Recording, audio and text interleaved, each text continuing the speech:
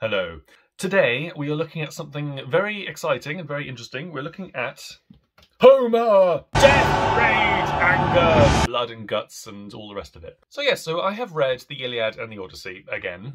This is a revisit for me. I have read Robert Fagles' translations before. That's good old Robert Fagles translations, which I enjoyed. For this one, I decided on two different translations. I went with Rieu, the E.V. Rieu prose translation. This is from the 50s of the Iliad. And for the Odyssey, I went for something a little bit more modern. I went with good old Emily Wilson's much lauded verse translation of the Odyssey.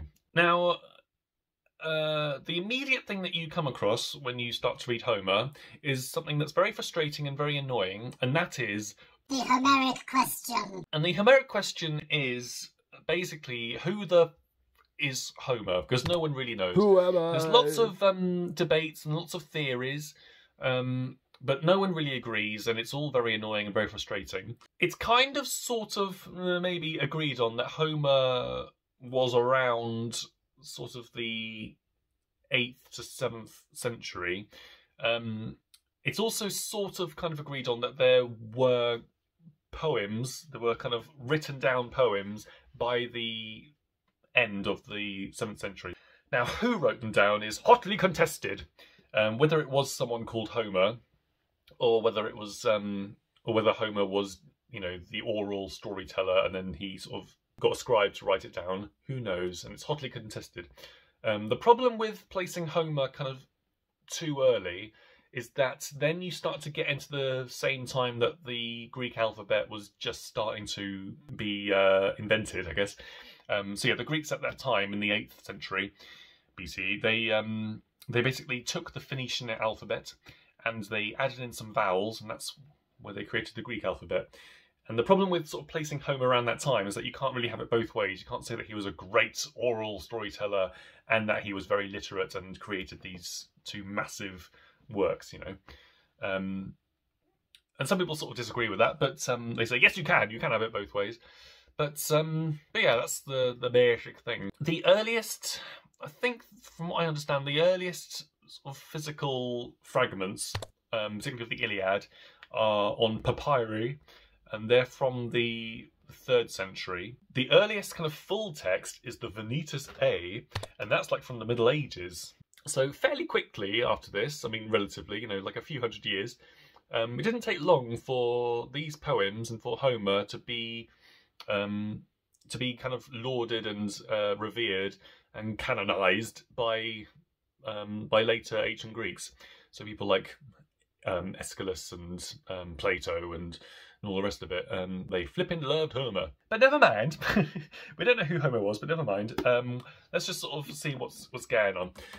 So, one thing that translators have to kind of worry about is how to translate it, because the Greek that they translate it from is in a style known as dactylic hexameter, which is basically a rhythm which is basically a stressed syllable followed by two unstressed. So da da da da da da da da da da da. Andramoi ennepe musa polutropon hosmala pol. And trying to sort of replicate that in English is kind of a little bit clunky and not very nice to read. Some people have tried to do it. But basically it's like, well, what do you do? So Rieu, back in the 40s, when he was translating it, he decided to do away with all that and just do it in prose. And that was kind of a stroke of genius, and it was a stroke of genius for Penguin Classics at the time to publish it, because it kind of put Penguin Classics on the map, because it became very, very popular. And I suppose because it sort of made it very accessible. This was no longer a, you know, intimidating work of epic poetry, you know, Alexander Pope style. It was, you know, something that you could easily just read like a novel. And I guess, I mean, I have a bit of an issue with prose translations of ancient stuff, just because they're not novels. They're very much epic poems. And I think when you, with something like Homer as well, which is so kind of epithetic and sort of repetitive in terms of its descriptions, you do sort of think, oh yeah, something's not quite right. So yeah, putting it into paragraphs and sort of chapters doesn't really work for me. Although it is readable and stuff. And that's the thing with the Rieu translation, is that's what I was wondering, is whether it was going to be very grand. And from the opening, is it the invocation to the muse, the famous invocation to the muse? It certainly sounds like it's going to be grand. So he says, "Anger, sing, goddess, the anger of Achilles, son of Peleus, that accursed anger which brought the Greeks endless sufferings and sent the mighty souls of many warriors to Hades, leaving their bodies as carrion for the dogs and a feast for the birds. And Zeus's purpose was fulfilled. It all began when Agamemnon, lord of men, and godlike Achilles quarrelled and parted." So that sounds quite sort of grand and sort of like epic. This is going to be an epic thing. And I guess it is. The rest of the translation is, there's some very kind of odd choices. There's certain things where I'm just like, what? Although we shall get to that.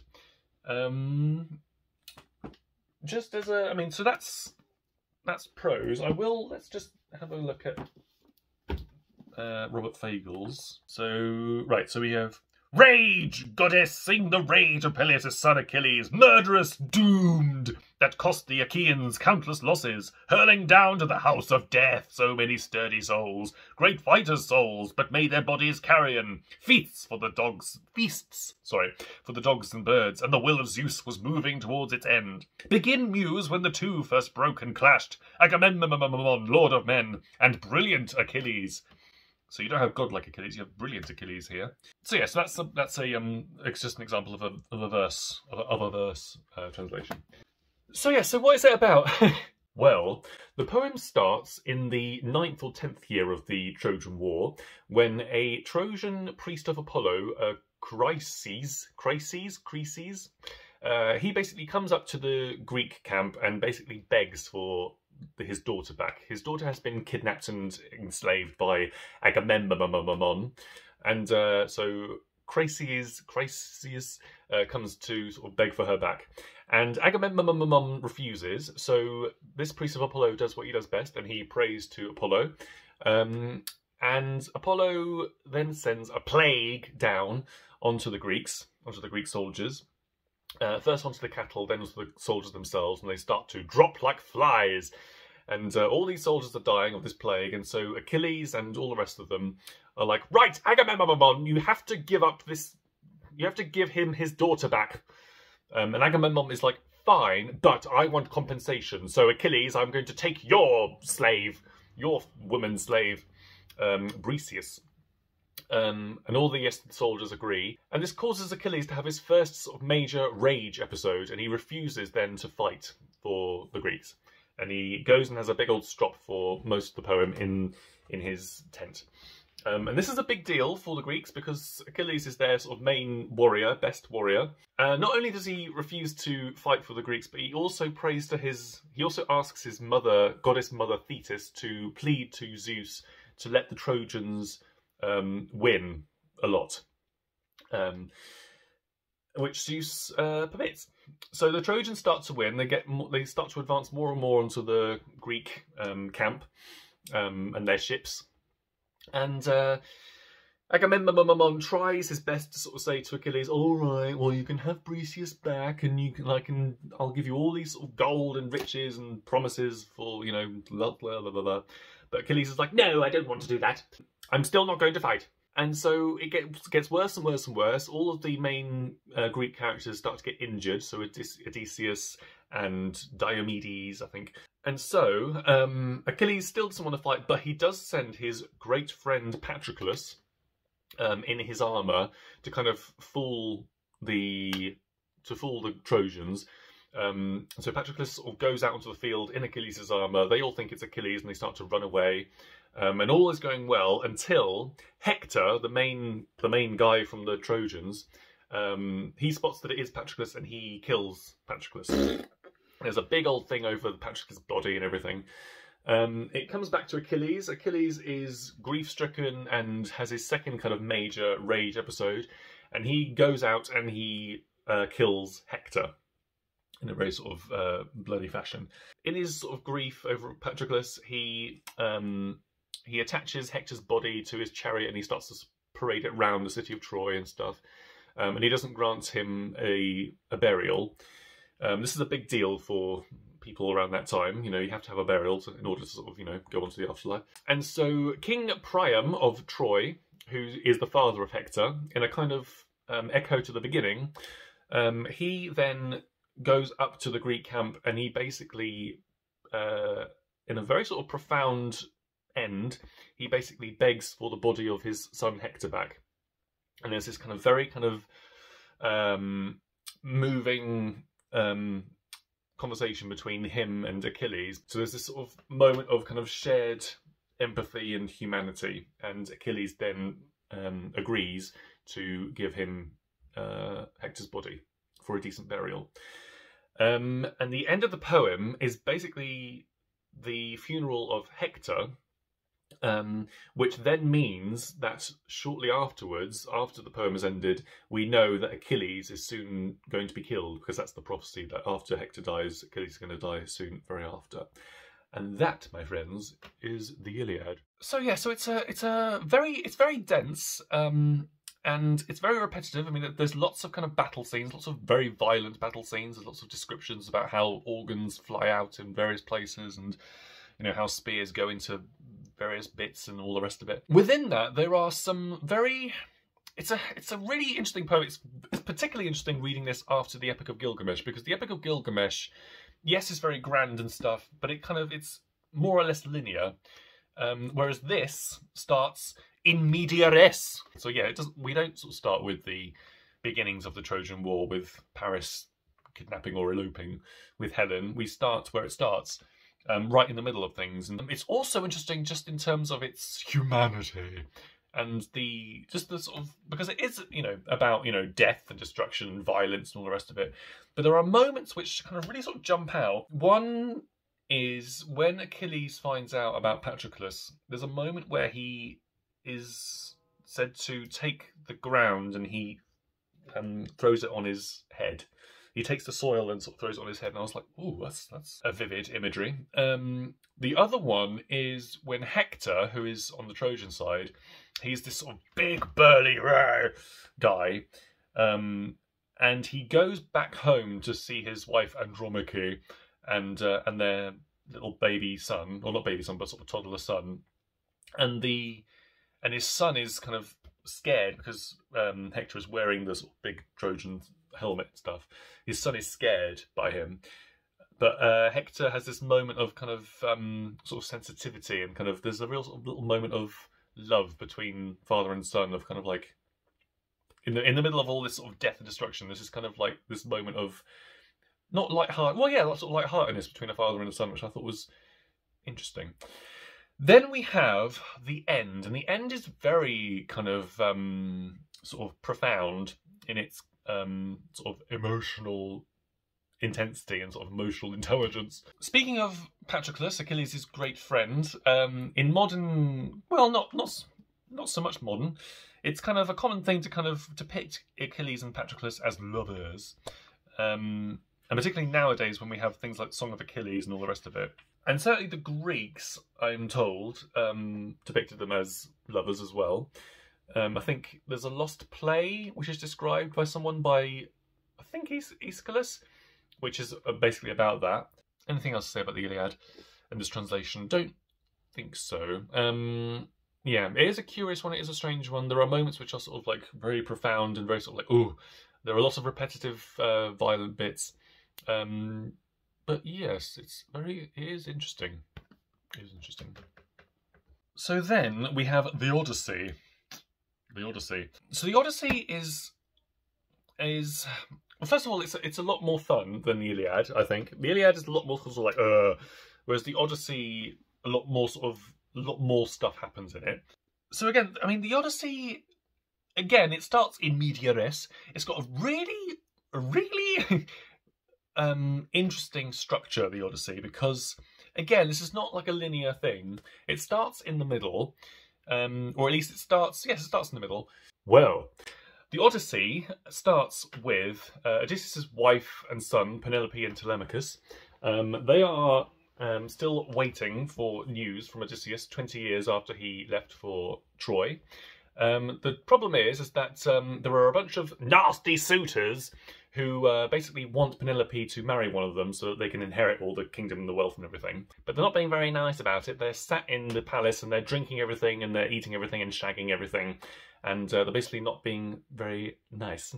And also they want to plot to kill Telemachus because he's sort of getting in the way a bit. But Telemachus, at the beginning of the poem, in the first 4 books, which is called the Telemachy, so he basically says, I'm going to find my father, or find out what's happened to my father. So he sails over to Menelaus and his wife Helen, and basically asks, what happened to Odysseus after the war.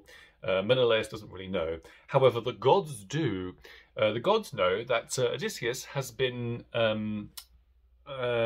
held hostage on Calypso's island. Calypso, who is this goddess. And she has kind of held him hostage there and basically said, she's fallen in love with him, and she said, I will grant you everlasting youth and beauty, and, you can be on this island and have a very nice time for the rest of time with me. And at the beginning, Odysseus is like, okay, but then after 7 years, he's like, no, I want to go home. So he's kind of moping around there, and the gods, Zeus and Athena, they're like, right, okay, he's had enough. So they basically tell Calypso that she has to sort of give him up, which she does. So he sails away. He sails over to an island with a bunch of nice people, and they basically say, "What's happened? What's your story?" And so he tells the story of when he left Troy and all the adventures that he's had along the way. These adventures include monsters, including the Cyclops. So he blinds the Cyclops in order to escape his clutches. They include his encounters with Circe, who initially turns his men into pigs, and then she turns them back, and then, she kind of falls in love with him again, and so there's this whole thing with him and her. But eventually he's like, I have to go home. So she's like, okay, well, first you have to go to the place of the dead. You have to go to Hades to find out what your destiny is. And so he goes to Hades, and he finds all these people there. He finds Achilles there, and he finds his mother and everything. And Tiresias, it tells him what his destiny is going to be. So he has more and more adventures with other different monsters and things, like Skylar, the very, very terrifying Skylar, and Cerberus and everything, and the Sirens. And he loses more and more men until all of them are killed after having eaten the cows of the sun god. So they're all killed, and so he washes up on the island of Calypso, and the poem kind of catches up with itself. And so the people that he's been telling this story to, say, we will help you get home, and they do, quite easily. And so he arrives on the shores of Ithaca to find out what's happened to his wife and his son. And he finds out about the suitors and everything, and so he, with the help of Athena, he plots to seek revenge, which he does. So Athena disguises him as an old man, and he goes to the palace, and the suitors all kind of, hurl abuse at him and everything. And he and his son slowly plot how they are going to murder the suitors. Which they eventually do in very, very bloody fashion. It's a big old bloodbath when they eventually kill the suitors. And not only that, but they also kill the serving women, or the slaves, as Emily Wilson calls them, slave women. And so, yes, so you think that would be the end of it, but then Penelope, of course, she is kind of very reluctant to see Odysseus as her husband, because, she's been mourning for him basically for 20 years. And so there's this moment where she basically, I don't know if she sort of tests him, but she basically gets him to talk about their bed, which he made, and he's like, I'm not, who's moved my bed that I made with my hands, and I'm not, and she's like, oh yes, that's Odysseus. And so yeah, so then they embrace, and it's all very well. There's a small bit at the end where the families of the suitors come to sort of seek revenge themselves, but then at the very end, Odysseus, basically, I think it's Athena or Zeus or someone says, everyone just stop fighting! And so they do. And that's the end.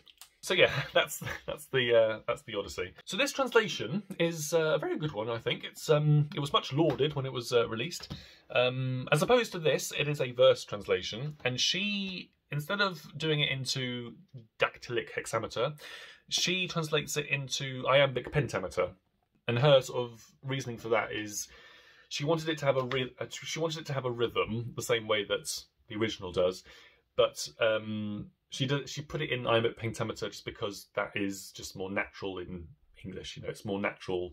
Dee-dum, dee-dum, dee-dum, dee-dum, dee-dum is more natural for us to hear than da-da-da-da-da-da-da-da-da. In terms of style, it's also very interesting because it's in verse, but it's not very verbose or very kind of like, rah! Like if you look at just Robert Fagles, his invocation to the Muse for the Odyssey is, "Sing to me of the man, Muse, the man of twists and turns, driven time and again off course, once he had plundered the hallowed heights of Troy."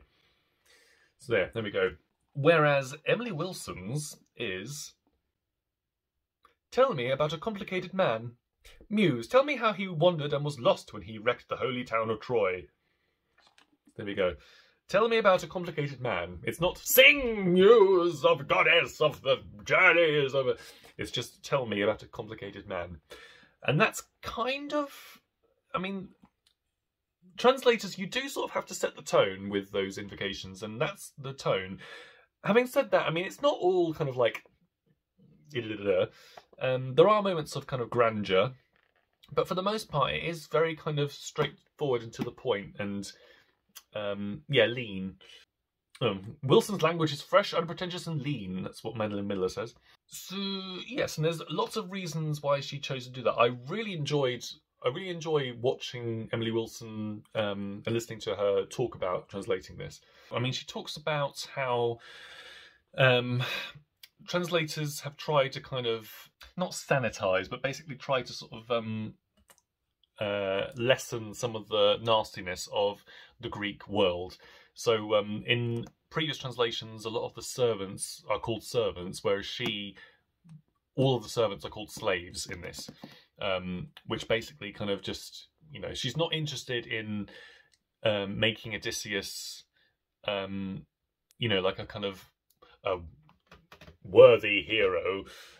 She's very much wanting to plonk us right down into the realities of Grecian life, which is that they own slaves, and Odysseus owns slaves. And one of the most unpalatable things about that is the women at the end, so they are called slaves. And also it's sort of hinted at that them sleeping with the suitors is not entirely consensual. So that moment at the end, you know, it's about property, and it's about you know, that Odysseus' property has been, you know, sullied, you know, so you're best to get rid of them, you know. So it's sort of like, okay. But yeah, she has no interest in kind of making Odysseus into a kind of like a modern day, you know, hero of sorts. She's just she's very much translating what is there. So she is the first. The other thing about Emily Wilson that I find interesting is that she is the first woman to translate the Odyssey into English, or to have like a major publication of the Odyssey into English. But the way that she talks about it is kind of fascinating to me because, I mean, I don't think she'd like me talking about this, because she talks about how when it was published, she had lots of interviews, and the questions that she was given, she was just very aware that they just weren't the questions that would be given to a male translator. And that, yes, she was aware that she was going to be the first woman to translate this in English, but she certainly wasn't the first woman to translate it in general. But in terms of, you know, interviewers saying, "Who's your favourite female character?" she's like, well, please. It's just interesting listening to her because she does talk about, you know, certain things in a kind of, you know, layered way. But also it's interesting what she's interested in and what she's not interested in talking about. So that's the Odyssey. Flippin' heck. So there you have it. So yes, so Homer is said to be the godfather of Western literature. Everyone references Homer. They all go back to him. And the two works, I mean, they do inspire, you know, other things a little bit further down the line. And it's interesting the way in which other writers try to copy him, how other writers and poets and things try to sort of emulate him, reference him, if he was a him. The Homeric question. Eventually, I would like to try the Alexander Pope Iliad at some point, but not just yet. I'm going to have a break from Homer. And next up, I mean, I'm sort of trying to debate whether to go too deep into Greek lyric poetry or just to skip to the dramatists. I'm not sure. But for now, the Iliad and the Odyssey and the Iliad. In terms of translations, I mean, I would definitely recommend Emily Wilson's translation. And I do prefer Robert Fagle's over Rieu in terms of the Iliad. The Odyssey is much more fun, and you don't need to read the Iliad before read the Odyssey. So I think if you want to get into Homer, then read the Odyssey first, and you don't do too badly by reading this translation. So yes, thank you for watching if you've been watching. This has been Homer, and yes, next we shall look at either some dramatists or some lyric poets, depending on how deep I want to get with Greek stuff. So yes, goodbye. Sing news of goddess of the journeys of